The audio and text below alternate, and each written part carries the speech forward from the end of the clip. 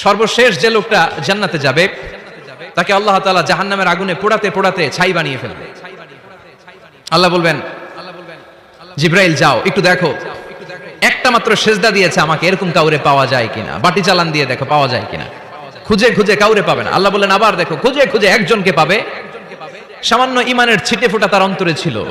আল্লাহ বলবেন যেহেতু ছিটে ফোঁটা আছে, অনেক মাইর খাইছে, ওকে বের করে জাহান্নাম থেকে বের করে একটা নির্ধারিত দূরত্বে রেখে দাও, রেখে দেওয়া হবে। কিন্তু জাহান্নামের আগুনের লেলিহান শিখাতে তার গা ঝলসে যাবে।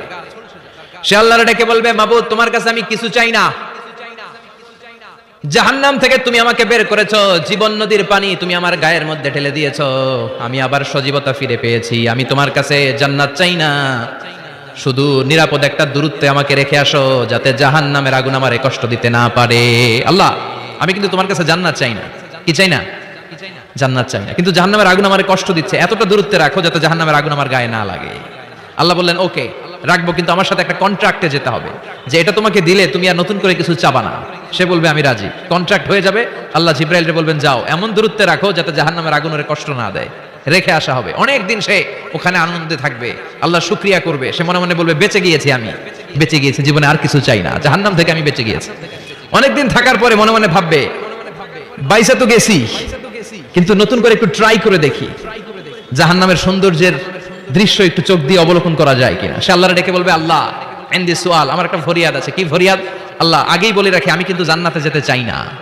আল্লাহ বলবেন কি চাও? সে বলবে আল্লাহ তোমার জান্নাতটা তুমি কত সুন্দর করে বানিয়েছো, আমি একটা নজর শুধু দেখতে চাই, জান্নাতের দরজার সামনে নিয়ে যদি আমারে বসিয়ে রাখো দ্যাটস ইনাফ, আর কিছু চাই না, শুধু জান্নাতের দরজার সামনে। আল্লাহ বললেন তুই না ওয়াদা করেছিস, তুই না চুক্তি করেছিস। সে বলবে আল্লাহ আমারে হতভাগা বানাইয়া তোমার কি লাভ? সুবহানাল্লাহ পড়েন, আমারে তুমি হতভাগা বানিও না। আল্লাহ বলে ঠিক আছে আবার সিগনেচার কর, যে জান্নাতের দরজার সামনে বসিয়ে দিলে আর কিছু চাবি না। সে সিগনেচার করে বলে আমি চাবো না।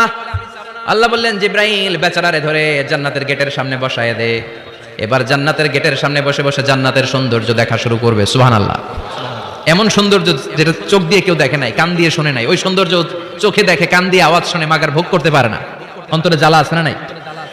এয়ার কন্ডিশনের রুমে ঢুকতে